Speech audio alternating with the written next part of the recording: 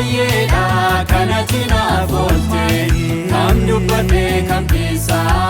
anatti baay'ate yeroo baay'isee dhiphadhe sitti olii yaadhe galatoomii gooftaa si furmaata argadhe akka biddaa keessaa situ nu gargaare rakkoo guddaan ceenu jennee si humaan dabarre kanaaf galata siif qabna kenna Yesuus ulfaadhu siin jenna kanaaf galata siif qabna kenna Yesuus ulfaadhu siin jenna.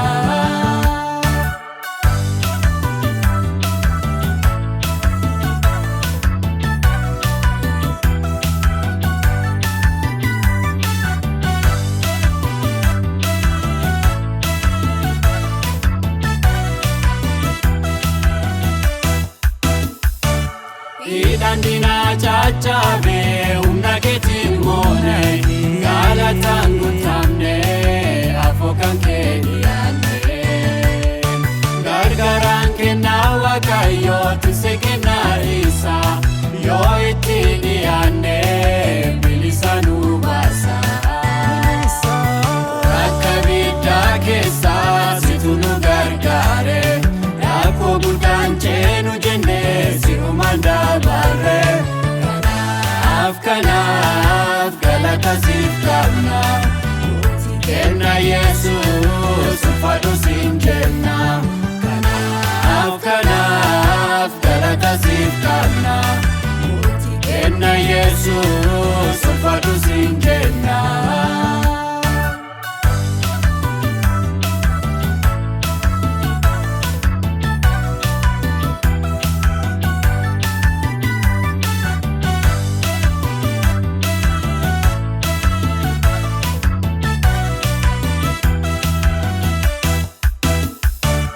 Ija koon argeera malalleedhaaf dinqii kee naatti manii miti dhandhameera mi'aa kee naa hin caalchisiisu hundaaf himaa gochaa kee keessa kootiin dhumu yaa gooftaa galanii kee akka biddaa keessaa situ nu gargaare rakkoo guddaan ceenu jennee si humaan dabarre kanaaf galata siif qabna kenna Yesuus ulfaadhu siin jenna kanaaf galata siif qabna kenna Yesuus ulfaadhu siin jenna.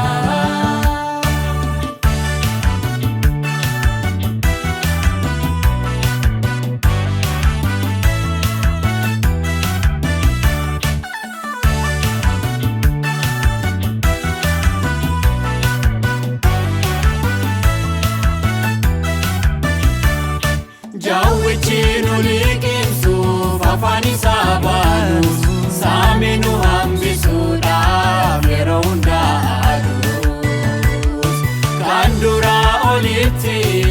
humna kee arganne galatoomii Yesuus bojuudhaan dachaane akka biddaa keessaa situ nu gargaare